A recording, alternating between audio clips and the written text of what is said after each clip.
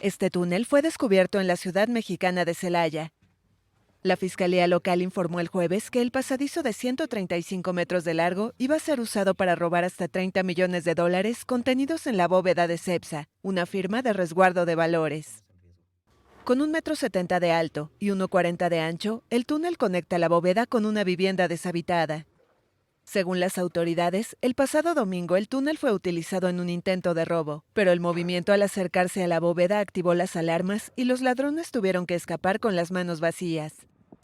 La construcción de estos pasadizos clandestinos es común entre bandas criminales en México, sobre todo en la frontera con Estados Unidos, donde son utilizados para el tráfico de drogas y de migrantes. En las redes sociales se ha comparado el hallazgo del túnel en Guanajuato con la serie española de Netflix La Casa de Papel, sobre un grupo de ladrones que logran robar una fortuna de la misma forma.